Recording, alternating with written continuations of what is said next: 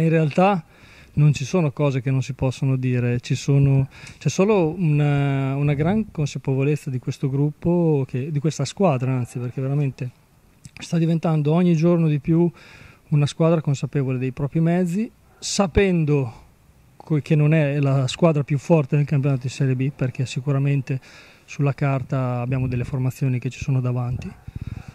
Però questa consapevolezza, questa voglia di arrivare, voglia di rivincita per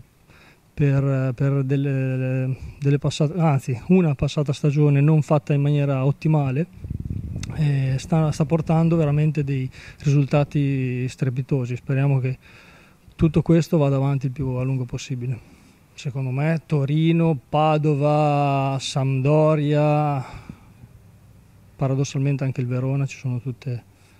davanti, e Pescara, perché Pescara sta facendo un grandissimo campionato, ha un allenatore che è straordinario veramente sotto tutti i punti di vista, ma c'ha una squadra che giovane, ma di giovani di prospettiva, c'è una squadra molto forte anche il Pescara. Sarà una partita da preparare in maniera perfetta quasi, perché loro è una squadra forte, vengono da tantissimi risultati positivi, a parte una battuta d'arresto,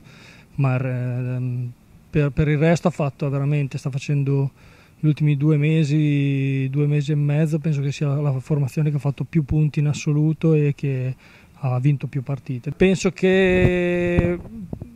siano un pochino più rivelazione Sassuolo e Pescara, perché hanno magari qualche giovane in più, ed erano giovani un pochino da scoprire, da capire esattamente le loro potenzialità, mentre il Verona ha giocatori un pochino più affermati e nonostante stia facendo un grande campionato, ecco, penso che più o meno si potesse pensare che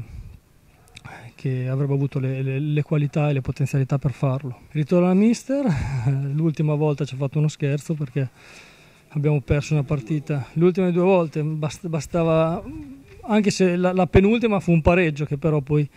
alla fine siamo stati eliminati noi, però l'ultima a Verona abbiamo perso una partita che secondo me non meritavamo di perdere, ci fu un errore, se vogliamo chiamarlo così, arbitrale, un rigore che effettivamente anche visto a video non c'era, e quindi niente, vogliamo fare una buona prova, una buona partita, in considerazione anche del fatto che è una diretta concorrente e ce l'abbiamo lì a pochissimi punti e di conseguenza dobbiamo cercare di fare una prova maiuscola per portare a casa i 3 punti.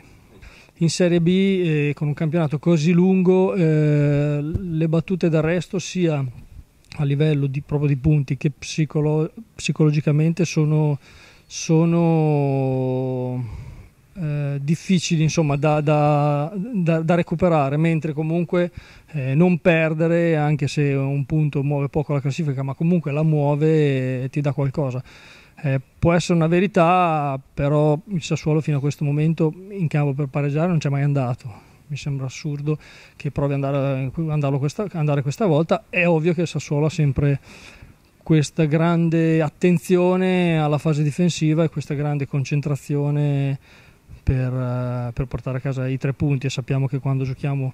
in maniera ottimale in fase difensiva poi un gol con le qualità che abbiamo davanti lo facciamo spesso, se non sempre. Ha studiato veramente tantissimo, tanti anni che studia calcio, che studia gli allenatori, che studia i giocatori. Penso che sia uno degli allenatori più preparati, se non il più preparato che ho visto qua a Sassuolo, ma non per togliere qualcosa agli altri che erano assai preparati, ma è per dare veramente merito a lui, perché c'ha un lavoro giornaliero e maniacale, veramente lavora tantissime ore, studia tantissimo tempo e di conseguenza conosce bene Mandorlini. Poi qualche dritta, ovviamente già la partita d'andata gliel'avevamo data anche noi, e sarà così anche questa volta, però lo conosce molto bene. Poi il Verona l'abbiamo visto anche tante volte.